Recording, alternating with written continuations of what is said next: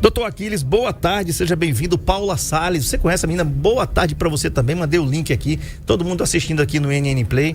Gente, síndrome pós-trombótica, né? Ou seja, síndrome pós-trombótica, quando o inchaço não melhora após o tratamento da trombose. Doutor Aquiles, boa tarde.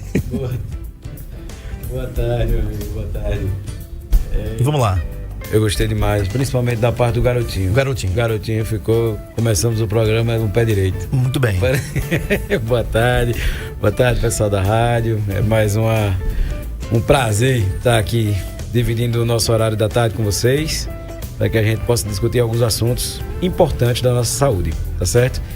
Esse assunto eu quis trazer por estar vendo constantemente aparecer alguns pacientes no consultório, ou às vezes me perguntam na minha rede social, ou WhatsApp mesmo, me mandam.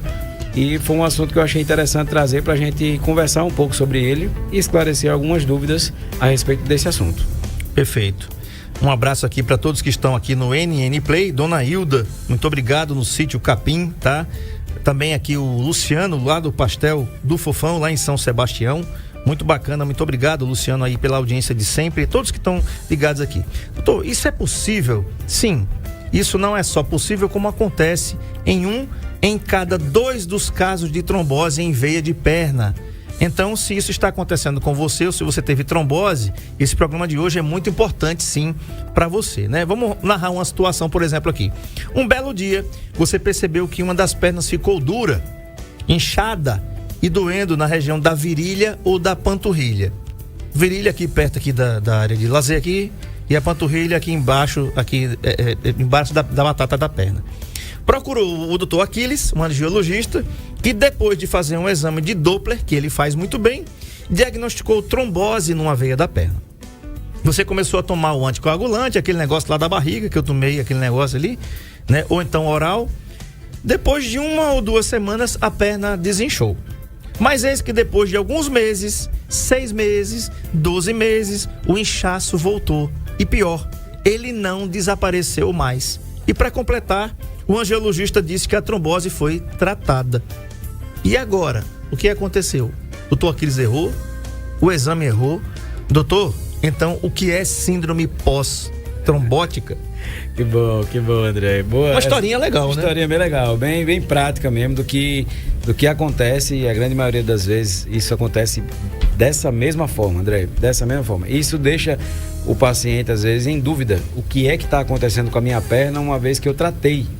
Para você que está chegando agora no NN Play ou então está na rádio escutando, nós estamos discutindo uma sequela, mas é uma síndrome que compõe alguns sinais, alguns sintomas no paciente que já teve trombose na perna.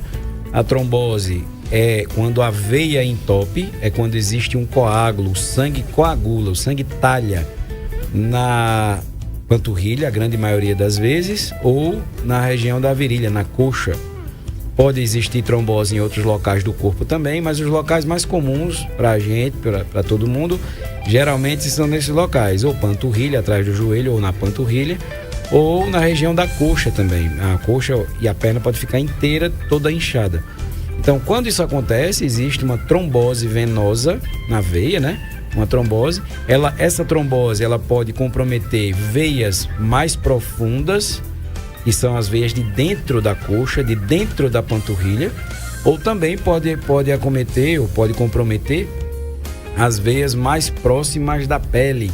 E aí é uma trombose superficial, é aquela que a pessoa que tem... Hoje, por sinal, de manhã eu atendi uma paciente com uma trombose superficial. Pronto. Aí, ó. Essas veias, quem está no NN Play, acompanha aí, por favor. A gente vê essas veias na perna do paciente mais próximas, aquelas veias bem grossas que o paciente tem na perna. Bem calibrosas, na coxa também. E às vezes e aí paciente... tem uma descamação já também. Isso, exatamente. Tem algumas alterações de pele que podem acontecer, mas quando existe essa trombose, pode existir também nessas veias. Essas aí, ó, principalmente, umas veias bem grossas na perna, e aí é uma trombose superficial. O que acontece? A grande maioria das vezes... isso acontece em quem tem trombose venosa profunda. A grande maioria das vezes. Por quê? Porque a grande parte da nossa circulação das pernas, ela é levada pela veia profunda. Fazendo uma comparação bem grosseira aqui, André, eu posso dizer que a veia, ou melhor, a veia que leva mais sangue é a de dentro da panturrilha ou da coxa, são as veias profundas que levam a maior parte do nosso sangue.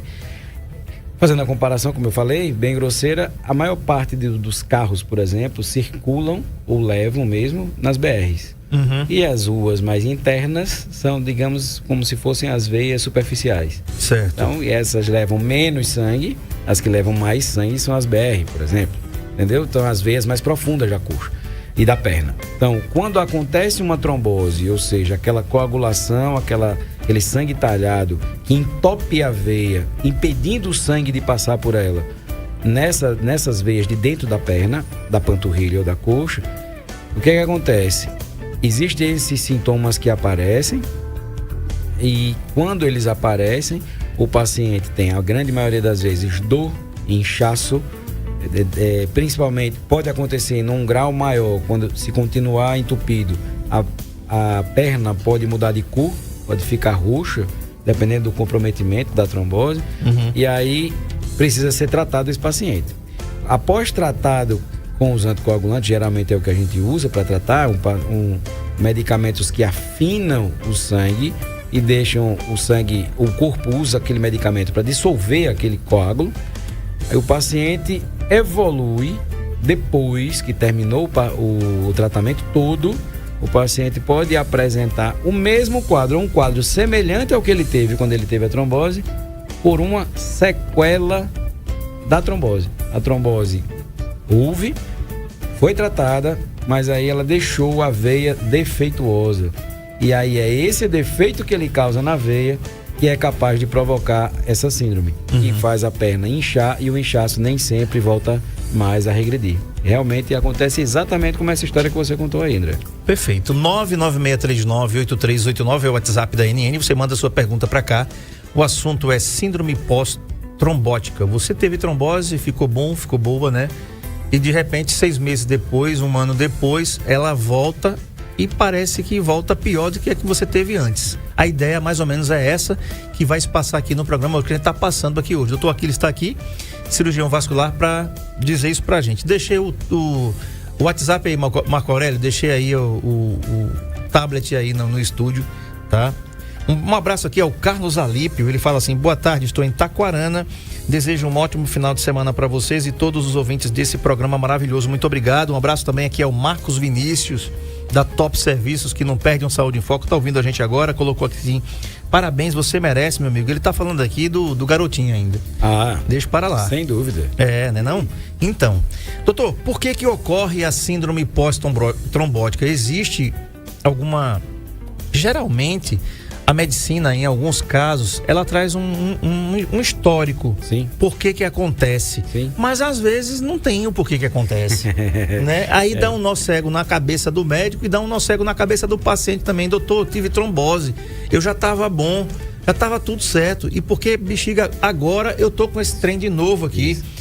Há alguma razão, doutor? Existe. Há algum mecanismo molecular que é conhecido ou que não é conhecido? Molecular ainda não é 100% definido, mas físico existe. A gente, nas nossas veias, elas trabalham por meio de válvulas. Essas válvulas, elas controlam, junto com o batimento cardíaco, claro, que empurra o sangue de baixo para cima, para o sangue que está nas pernas ele subir e voltar para o coração. À medida que o coração bate, ele empurra esse sangue e, é lógico, se é um tubo, imagine a veia como se fosse um cano, André. Cada vez que o coração bate, ele é uma bomba, ele empurra o sangue para cima.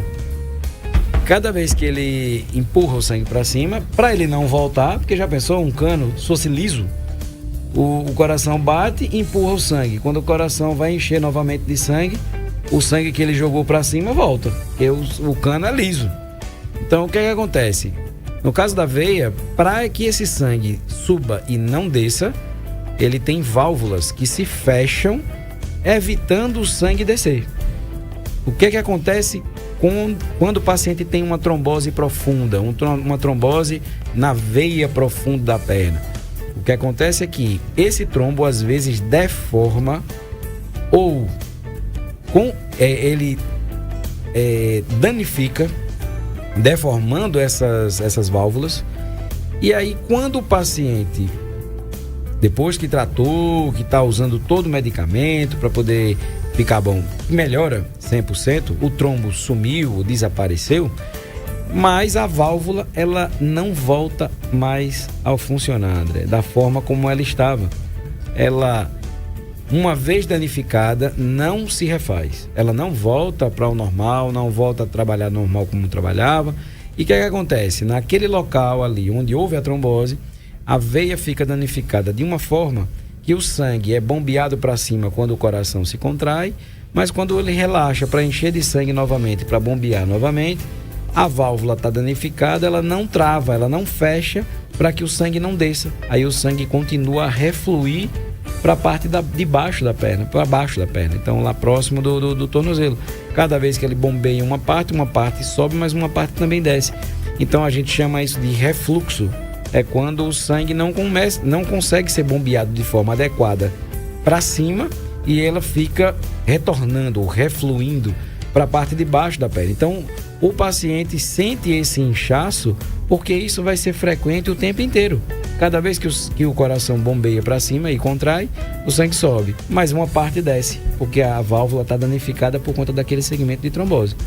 Uma das coisas, por exemplo, para você ter uma ideia, que a gente avalia quando a gente faz uma ultrassom do paciente, nessas veias, principalmente profundas, atrás do joelho, a gente observa se essa veia, mesmo que o paciente não tenha queixa da história do inchaço muito grande, muito importante, mas quando a gente testa essa veia, às vezes essa veia está doente, assim, essa veia está sem funcionar direito.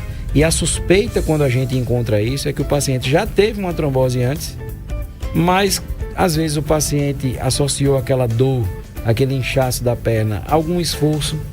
Principalmente isso acontece com pacientes que trabalham muito tempo em pé, feira ou na roça, e são pessoas que trabalham muito, assim, são muito fortes para trabalhar nesses trabalhos e acabam que associam o inchaço da perna ao trabalho. E esse inchaço, na verdade, já era uma trombose, mas ele não tratou. Quando o corpo conseguiu recanalizar, que a gente chama, quando volta a passar o sangue, a veia já está danificada. Então, o mecanismo físico que a gente acha, que a gente tem certeza a respeito da síndrome pós-trombótica, é que há uma lesão na válvula que controla a subida do sangue e por conta dessa lesão, a veia não trabalha direito e o sangue fica refluindo, fica voltando o tempo inteiro para a perna dele. E aí isso, vários dias, vários meses, vários anos, também vão causar comprometimento além da veia no resto da perna. O que se acredita é que a própria trombose causa inflamação e dano às válvulas das veias que persiste mesmo após o coágulo ser dissolvido, levando aquela veia a não funcionar adequadamente. O resultado disso é que o sangue flui por aquela veia, mas a veia doente não consegue superar a ação da gravidade, ou seja, ela vai descer, né? Que faz força contrária de puxar o sangue para baixo. Esse refluxo é semelhante ao que ocorre com as veias safenas nas varizes, porém, numa veia mais profunda, mais importante. Também pode ocorrer da própria veia, mesmo com o tratamento adequado, se mantenha obstruída, entupida por uma, entre aspas, cicatriz ou fibrose do coágulo, né, doutor? Isso. Tanto o fluxo da veia recanalizada quanto a obstrução da veia não recanalizada atrapalham aí muito a circulação do retorno e aumentam a pressão do sangue nos tornozelos. Exatamente. O que provoca, na ordem, inchaço, alterações de pele e até úlceras. Lembre-se, estamos falando de veias profundas, responsáveis por levar 90% do sangue que retorna ao coração. Doutor, aí eu vou dizer um negócio, né? É pura maldade isso aqui. Exatamente, André. É esse mecanismo que a gente mapeia, por exemplo, quando um paciente não sabe por que não deu certo o tratamento dele, o que foi que aconteceu? Essa é a pergunta clássica mesmo que o paciente faz pra gente. Doutor, se eu tratei de forma certinha, eu tomei o medicamento o tempo inteiro, eu cheguei a tratar o tempo necessário e agora voltei, a minha perna está inchando novamente e eu olho Antes eu não via essas varizes que eu tô vendo agora, e agora tá começando a aparecer varizes. Eu não tô entendendo por que isso. E isso eu não tinha antes de ter a trombose, entendeu? O que acontece? Como essa veia profunda, André, ela leva a maior parte do sangue, as veias são tubos interligados. Não são tubos de conexões da Tigre, mas são tubos interligados. Eles se ligam uns aos outros. A veia vai passando, o sangue vai passando de forma a se conectar. Como é que funciona a grande maioria das vezes? O sangue vai pela veia profunda e a veia profunda divide com as veias superficiais, as veias menores, ou mais finas, mais próximas da pele, a quantidade de sangue que sobra, que poderia sobrar para ela. Então ela leva a maioria do sangue e divide a minoria com essas veias que ficam para a perna. É por isso que, por exemplo, o pessoal, já teve paciente que me perguntou: e se eu vou operar varizes, eu vou tirar essas varizes, eu vou ficar sem ver? E o sangue vai circular onde? Como? Entendeu? Uhum. Essa pergunta é uma pergunta que já me fizeram algumas vezes no consultório, e é por conta disso, porque a grande maioria do sangue da perna, ele é canalizado, ou ele vem por veias de dentro da perna, mais profundas. E aí, quando essas se comprometem, aí elas atrapalham literalmente a circulação da perna. Tá. Tem pergunta aqui no 996391389, WhatsApp da NN, que diz o seguinte: boa tarde, doutor Aquiles. Eu tenho um problema de circulação e alguns dias sinto dor na panturrilha e perna inchada. Gostaria de saber se o exercício zumba e funcional pode piorar e se a vacina pode piorar, pois não tomei segunda dose por medo e também parei exercício. E agora? Agora, José? Agora vamos resolver essa bronca. Vamos para a hora da verdade. Bem, como é o nome dela?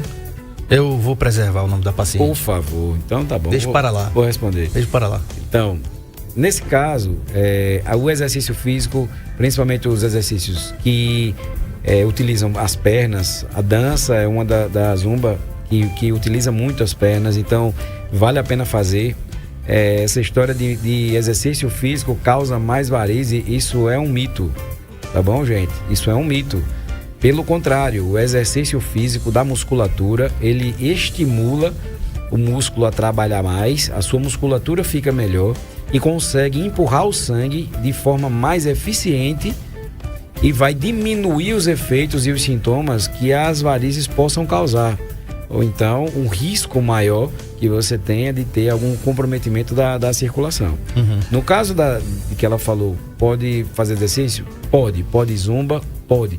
Com relação à vacina, não é uma certeza de que a vacina é capaz de causar danos em veias. O que a gente tem como informação é que ela pode eventualmente, assim como medicamentos que a gente toma tem contraindicações, ou tem efeitos colaterais também. E contraindicações também. As vacinas têm como alguns pacientes apresentaram alguns efeitos colaterais, por exemplo, como inflamações nas veias, mas não só nas veias, mas como nas articulações também. Mas isso não foi uma coisa limitante. Uhum. O paciente que se vacinou, ele não ficou acamado, sem conseguir fazer nada, entendeu? Então, doutor, o que fazer no caso dela, então? Por exemplo, a gente tem visto aí, olha, gente, veja só, já tem um novo surto de Covid-19 na Europa, tá? Então, para quem não tá sabendo, fica sabendo agora, tá? Já tem um novo surto com pessoas vacinadas ou não, certo? Então, qual é a recomendação? Quando é que a Fundação Oswaldo Cruz, que monitora isso no Brasil, ela aconselha que a gente já pode soltar a franga aí? É a partir de 80% da população completamente vacinada. O Brasil está com 55% da primeira dose. Então se vacine, corra, vá no posto e tome a vacina. Entendeu? Por quê? Porque a gente tem percebido o quê? Que o número de mortes tem diminuído, o número de internações tem diminuído. Você trabalha na emergência, sabe disso. A gente não ouve mais aqueles canais. Aliás, aqueles canais, né? Aqueles canais mortuários, parece que tem convênio com a funerária Vai com Deus, a sua morte é a nossa felicidade. Eles não têm mais audiência. Já não tinha mesmo aquelas desgraças, né? E agora que não tem mesmo. Aliás, você quer assistir um negócio de qualidade? Você coloca lá no YouTube. Aqui no YouTube, onde você está vendo aqui, coloca lá Jovem Pan. Isso mesmo, Jovem Pan. A Jovem Pan agora é TV. Com jornalismo de vergonha, de caráter e de responsabilidade. Não é naquela rede não que você está acostumado a ver lá, que ensina um monte de coisa ruim, né? Que só passa sacanagem. Então você vai ouvir e vai ver um jornal de qualidade. Abre aspas aqui, fecha aspas aqui, já tá tudo fechado. Um abraço aqui a Ana Paula Caetano, tá dizendo aqui, sextou, né? Então, só para constar, doutor, ela deve tomar vacina? Deve. Tome a vacina. Se o seu receio, se você já tomou a primeira dose, vamos lá. Se você já tomou a primeira dose, mas você tem certeza, você não está com nenhum sintoma gripal, se você está bem, se você está se sentindo bem, não está com nenhum sintoma inflamatório em algum local, tome. Se a sua dúvida é com relação a se você tiver algum sintoma inflamatório, garganta, pulmão, tosse, espirro ou moleza no corpo, então procure um médico para você ver o que é isso primeiro e após melhora clínica, tome a vacina. Tá certo? Isso não vai prejudicar a sua circulação por conta disso não, tá bom? Perfeito. Agora, doutor, o seguinte aqui, tem mensagem aí, né, Nando? Tem mensagem aí pelo 99639, tá no ponto já? Tudo certinho? Então vamos lá, vamos aos ouvintes. Doutor, boa tarde, meu nome é Walter. Eu gostaria de saber se há possibilidade de um paciente que tem trombose venosa, se é para tomar o xarelto pro resto da vida. Fiz uma cirurgia do fêmur e fiquei com trombose venosa. E um determinado médico pediu para que eu tomasse xarelto pro resto da vida. Isso é possível? Muito obrigado.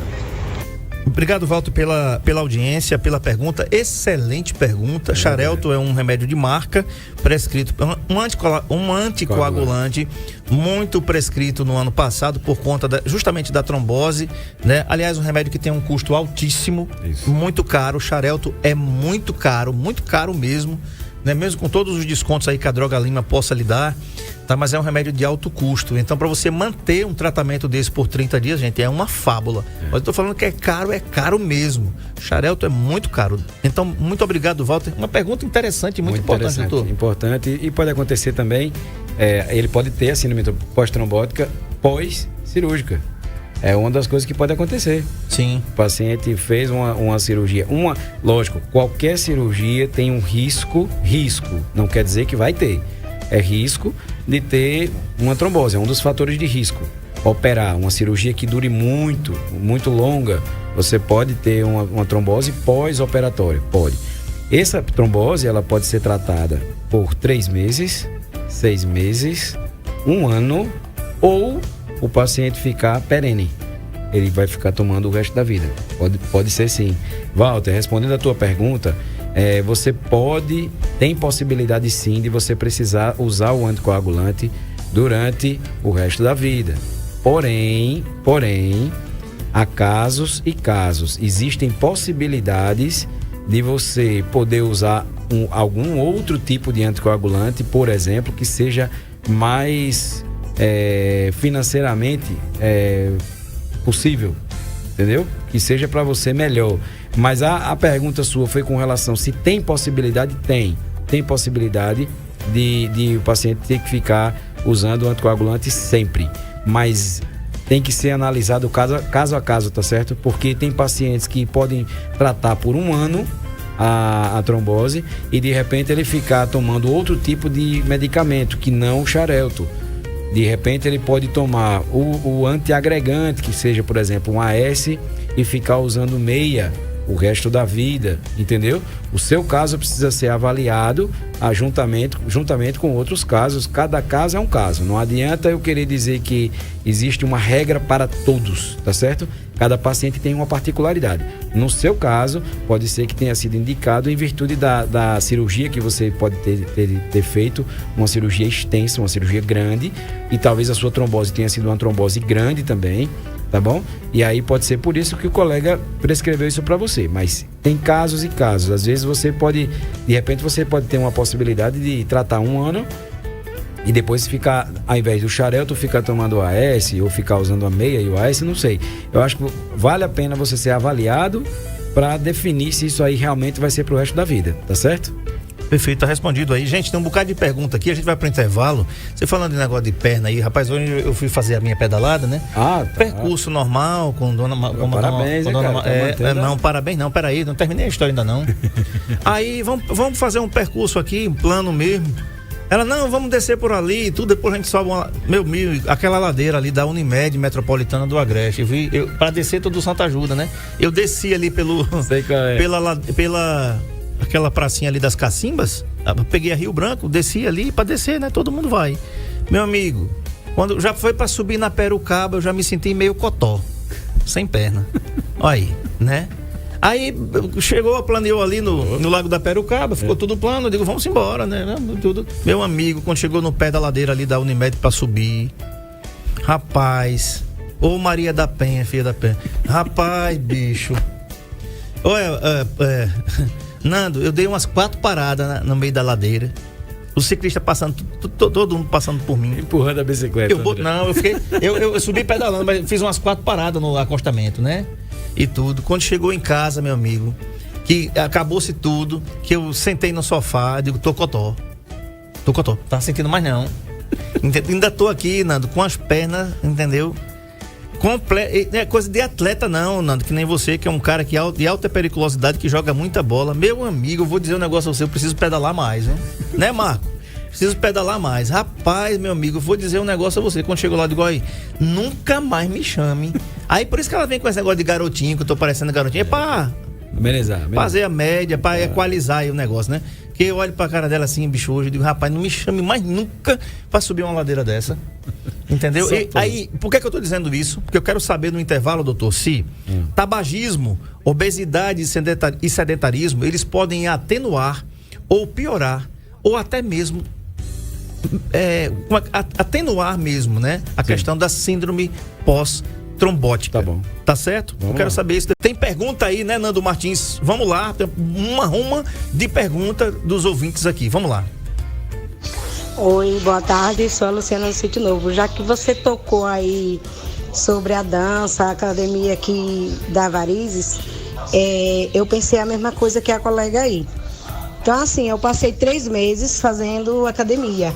E quando eu fazia panturrilha, as varizes que eu tenho do lado devido à gravidez, quando era à noite, ela queimava tanto que parecia pimenta.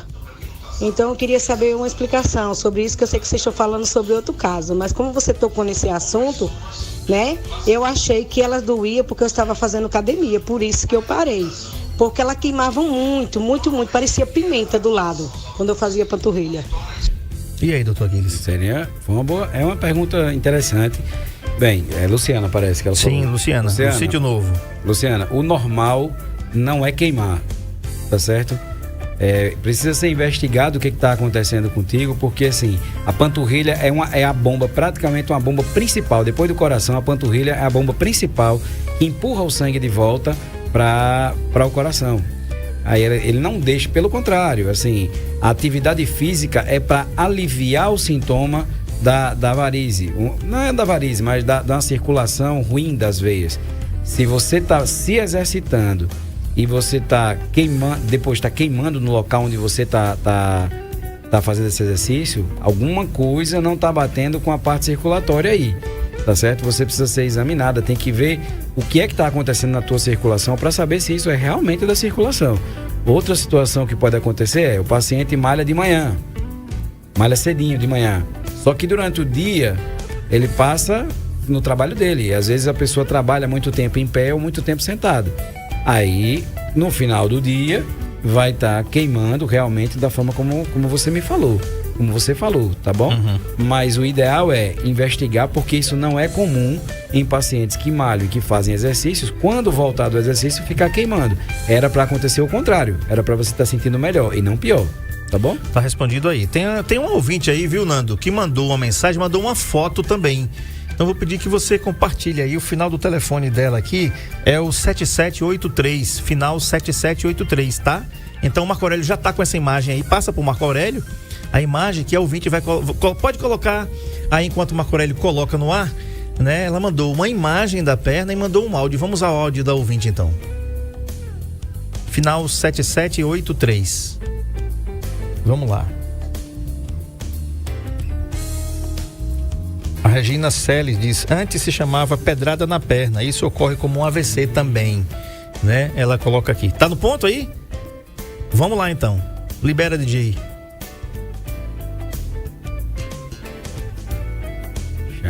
Oi, boa tarde, sou a Luciana do Sítio Novo. Já que você tocou aí... É a mesma essa. Sobre a dança. Final 7783. É a mesma? Ah, então tá. Então vamos pra outra. Final 4378. Final 4378. Vamos lá, desculpa aí, Nandão. Boa tarde, André. Eu sou o José Domingos, aqui da Vila Canaã. E quando eu pedalo muito de bicicleta, quando eu ando muito de bicicleta, eu sinto doer a boca do estômago. Assim, no estômago fica aquela dor meio queimando. E me dá também muita cãibra, entendeu? Eu queria saber do doutor aí se é problema de circulação das veias, de sangue, alguma coisa.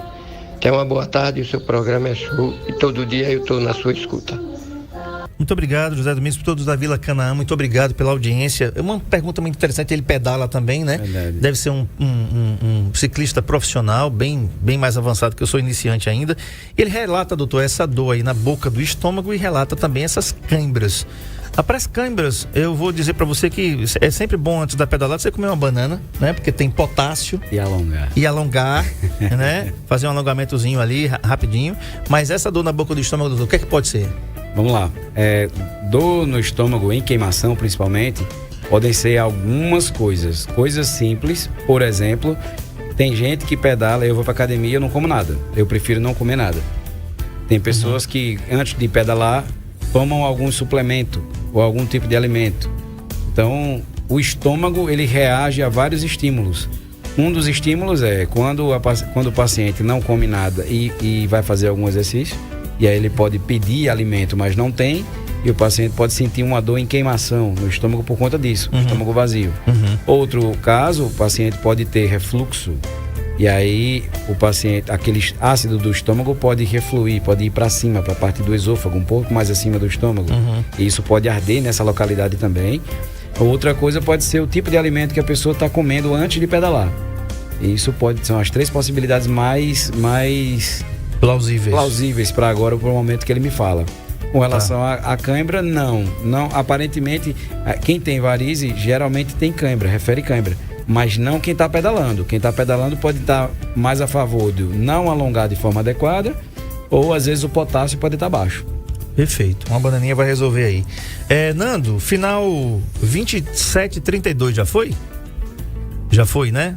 Então tá tudo mandado aqui. Doutor, qual é a chance de eu ter síndrome pós-trombótica? O risco geral é cerca de 50%, gente, metade, porém varia em função de qual foi a veia comprometida pela trombose. Quanto mais próxima do coração está a veia, maior é o risco. Explica aí, doutor Aquiles, por favor. O risco e as sequelas também, André, porque como você mesmo tinha comentado aí, tanto a veia que ficou a válvula danificada, quanto a veia que não conseguiu dissolver todo o trombo, elas podem causar sintomas desse tipo, que são perna inchada, dor ao caminhar ou ao ficar em pé.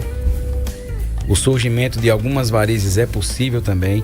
Em casos que passa isso mais tempo com o paciente sem tratar, isso pode provocar alterações na cor da pele, ressecamento na perna, principalmente próximo do tornozelo. E em casos com mais tempo que o paciente não trata, chega até a induzir a formação de úlcera, de ferida na perna.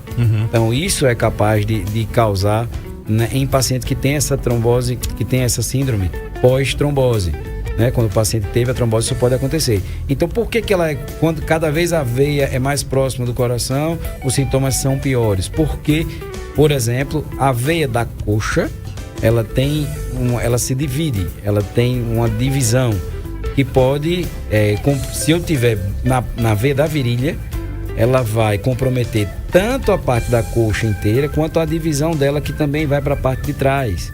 Como quem vai lá profundamente na coxa, próximo da parte de trás da coxa, próximo do joelho.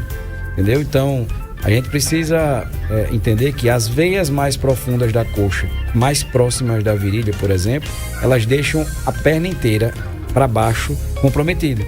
É como se esse entupimento ou essa veia mal funcionante, ela compromete todo o resto para baixo. É aquilo que eu disse, que são canais interligados.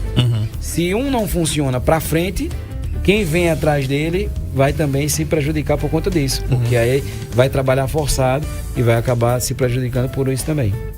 Bacana, um abraço aqui para o Osmair, tá assistindo a gente aqui pelas ondas da NN, taxista. Um abraço a todos os taxistas, motoristas de vans, de caminhões, de ônibus que estão transportando aí o povo e também ouvindo, dando carona pra gente aqui nas ondas da NN, tá bom? Muito obrigado pela sua audiência. Doutor, como eu sei se tem um síndrome pós-trombótica? Na medicina, nós usamos a palavra síndrome para resumir sinais e sintomas de uma causa. O que significa? Que para dizer que eu tenho uma síndrome pós-trombótica, basta que meu caso se adeque à definição lá no primeiro tópico, por exemplo, persistência de inchaço e dor nas pernas após tratamento adequado da trombose venosa daquela perna. Então, isso sem exame, sem nada. Isso. A clínica é soberana. A clínica é soberana, mas mesmo assim, aquilo que eu disse, quando a gente suspeita de alguma coisa, a gente tem que investigar. Quando a suspeita é essa, por exemplo, a dor, perna inchada, não quer dizer necessariamente que o paciente tenha uma trombose ou teve uma trombose. Algumas outras causas clínicas, várias na verdade, podem causar perna inchada. Porém, essa persistência da perna inchada o tempo inteiro é que leva a gente a pesquisar, a investigar. E aí vale a pena investigar para a gente saber se a parte circulatória está doente para justificar esse inchaço da perna o tempo inteiro. E aí os exames, há exames mais práticos como o ultrassom, por exemplo, que é capaz de medir se a veia está funcionando de forma adequada.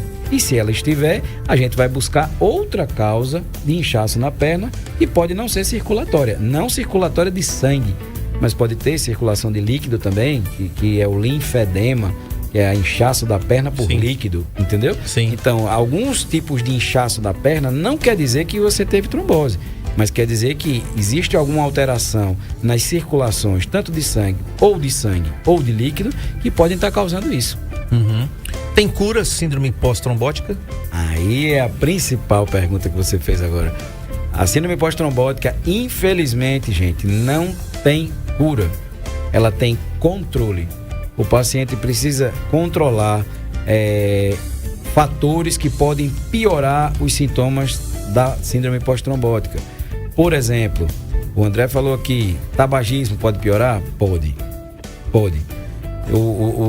As drogas que existem no cigarro conseguem inflamar bem a veia e isso, toda a parte de inflamação deixa o sangue um pouco mais grosso. E isso cada vez mais piora os sintomas da síndrome pós-trombótica, porque a veia já está danificada, com as válvulas danificadas e refluindo o sangue. E aí cada vez que esse sangue se torna mais grosso, é mais difícil ainda empurrar esse sangue de volta para o coração. E aí os sintomas pioram. Tabagismo, segunda coisa muito importante, que a gente parece que nem cantiga de grilo, André. A gente fica repetindo isso várias vezes. Gente, a obesidade é uma das coisas que pioram bastante todos os sintomas da síndrome pós-trombótica. Não só da síndrome pós-trombótica, como quem tem varizes também, tá certo? Então, a obesidade, o sedentarismo, o tabagismo, são fatores que pioram essa síndrome. Então, tem controle? Tem. Tem tratamento definitivo para curar? Não. Porque uma vez danificada aquela veia profunda que você teve a trombose, a válvula não se refaz. Então a veia não vai voltar a ficar boa. O que você pode fazer é diminuir os sintomas da síndrome. Aí tem controle, mas tratamento não. Perfeito, doutor. O que fazer para evitar? Tem alguma coisa que possa se fazer para evitar? Eu até coloquei aí mandei um desenho para o Marco Aurélio, porque você falou aí em sedentarismo. Gente, a gente, mais uma vez, não é fácil não. Você pega uma bicicleta, sai ali 4h30, 5 horas da manhã, como a galera aí faz, eu fiz hoje também. Eu já disse aqui, tô me sentindo aqui cotó, né? As pernas não voltaram ainda não. Eu tô aqui, mas as pernas não vêm não. Elas ficaram em algum lugar ali naquela ladeira ali da Perocaba. Porque o sedentarismo é muito ruim. A zona de conforto é pior. quer ver, o primeiro passo é que é ruim. Esses são os primeiros passos. Por que eu senti hoje? Se eu for amanhã de novo para aquela ladeira, eu vou ter mais resistência do que eu tive hoje. Aí a galera do eu me remexo muito, né? Essa galera aí ensina muita coisa do Madagascar, né? Eu me remexo muito, remexo muito, né? Então é muito bacana. Esses caras ensinam muito pra gente, né? A gente tem que se remexer. Sim. Faça zumba, faça uma dança que você gosta, faça uma atividade que você gosta, né? Faça fit dance, né? Faça alguma coisa, mas faça, né? Eu tô liso, não tem dinheiro não. Liga a televisão, bicho, fecha as portas, né? Liga o home lá, bota umas músicas dançantes lá e começa a, né? Tem o que fazer. Tem. Você pode fazer na sala da sua casa. Afinal de contas, a gente não fez lá quando tava todo mundo preso, né? Esse negócio fica em casa aí. Foi o jeito de fazer. Não podia sair mesmo? Minha esposa fez. Ela fez. Eu não fiz, não vou dizer. Mas então, doutor, tem como evitar a síndrome pós-trombótica? Lembrando que a gente é melhor sempre, né? A gente prevenir do que a gente remediar. Então, ao invés de a gente passar pelo tratamento da trombose, vamos evitar a trombose, gente. Vamos evitar os fatores de risco da trombose, que foram os que a gente comentou. Vamos manter uma vida um pouco mais saudável. Vamos tentar fazer alguma atividade física. Você que trabalha sentado há muito tempo, a cada meia hora, levanta, 15 minutos andando, 10 minutos andando. Não fique sentado o dia inteiro na mesma posição. Então, esses são coisas simples que podem evitar que você tenha uma trombose. Você que toma anticoncepcional, acompanhe com o seu ginecologista obstetra, para poder você não ver qual é o melhor anticoncepcional para você, para diminuir o risco de você ter uma trombose por uso de anticoncepcional, entendeu? Então, esses tipos de condutas evitam que você tenha uma trombose. Para você ter síndrome pós-trombose, você tem que ter uma trombose. Então, vamos evitar a trombose, tá certo? Evitando a trombose com essas simples atividades, você consegue manter-se saudável, sem precisar estar com perna inchada depois para tratar. Perfeito. Estavam perguntando aqui qual é o endereço que o doutor Aquiles atende. Gente, vai ficar na tela aí. Doutor Aquiles atende aqui no Sindicato Rural de Arapiraca, de segunda a quinta. Segunda e quinta-feira, Largo Dom Fernando Gomes, número 26, ali perto da Concatedral, a igreja mais bonita que tem em Arapiraca ali, aquela igreja católica é linda, né? Todo mundo sabe onde é que fica a Concatedral, o sindicato fica do outro lado do calçadão, número 26, e atende aqui no Comercial Metropolitan também. 3530-8440 é os telefones, 3530-8440, vai aparecer na sua tela aí. O outro, doutor, é o 99961-4310. Doutor Aquiles Lima também atende pela Unimed Metropolitana do Agreste, cuidar de você. Esse é o plano, tá bom? E é o seguinte, doutor Aquiles, muito obrigado pela concessão da entrevista. E sexta-feira que vem vai estar aqui ou em São Sebastião? A gente vai combinar. Vamos combinar, né? Vamos combinar.